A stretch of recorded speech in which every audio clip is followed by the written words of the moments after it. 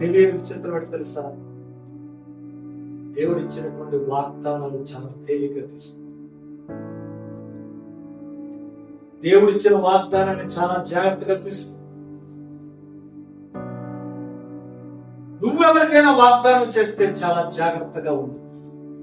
Don't make promises lightly, don't take promises lightly.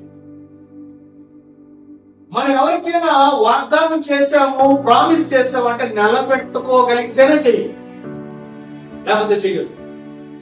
నువ్వు చేసి నిలబెట్టుకోకపోతే అంతకన్నా శాపకరమైన మరొకటి లేదు.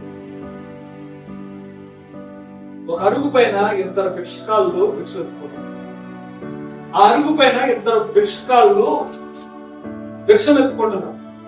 రాత్రి అయితే ఆడొక రంగు ఈడొక రంగు ముసుగు పడుకుంటారు. అందులో ఒకడు ముసుగుడు, ఒకడు కొంచెం 40 సంవత్సరాలు. ఈ 60-70 సంవత్సరాల ముసుగుడు కూడా అక్కడే అడుక్కుంటున్నాడు. ఈ 40 సంవత్సరాలు కూడా అక్కడే అడుక్కుంటున్నాడు. ఆ పక్కన ఒక పెద్ద ఎస్టేట్ లోని ఒక ఐశ్వర్యవంతుడు ఉన్నాడు. ఆ రోజు బాగా తాగేసి ఇంటికి వెళ్తాడు. ఆ రోజు తాగిన తర్వాత ఈ అరుగు జగిలి దగ్గర కారు ఆగి, ఆ కారు ఆగినట్టే పాపం ఎవరో కారు ఆగిపోయిందని భిక్షకాలు ఇద్దరు లేచి పరిగెట్టి వచ్చారండి. అయ్యా మీకు నీళ్ళు ఏమైనా కావాలా, బండి ఆగిపోయింది తొయ్యమంటారా అంటే, భిక్షకాలు అయినా చాలా మంచోళ్ళు చెప్పేది, లేదు లేదు నాకే కొంచెం ఎక్కువ అయిపోయింది, నేను వెళ్ళి స్టార్ట్ చేసుకుని వెళ్ళిపోతాను, మా ఇల్లు ఇక్కడ పక్కన అందుకు కనపడుతుంది పెద్ద బంగళా అదే అన్నాడు.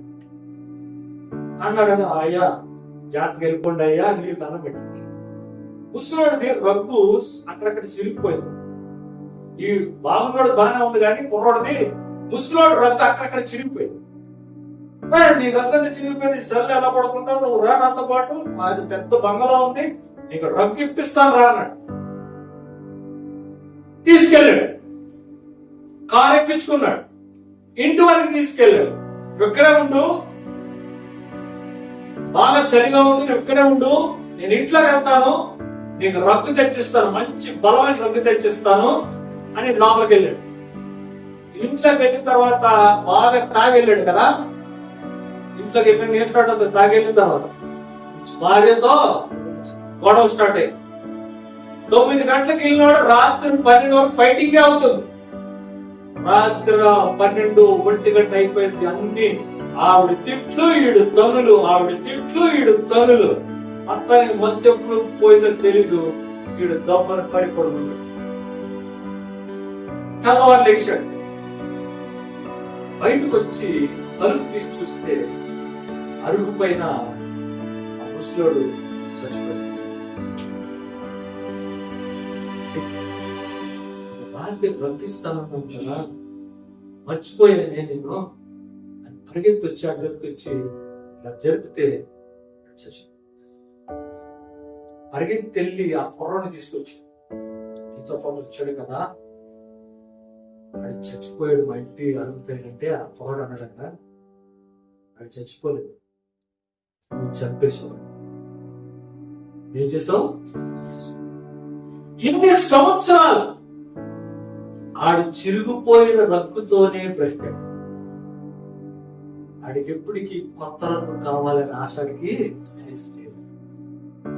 నా రగ్గే నాకు చాలు, చిరిగిపోయిన రగ్గుతోనే పడుకున్నాడు, చిరిగిపోయిన రగ్గుతోనే లెగిశాడు, చిరిగిపోయిన రగ్గుతోనే భిక్ష ఎత్తుకున్నాడు.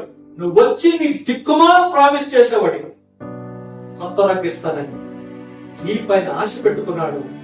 పాతదాన్ని వదులుకున్నాడు, కొత్తదాన్ని పొందలేదు, ప్రాణాన్నే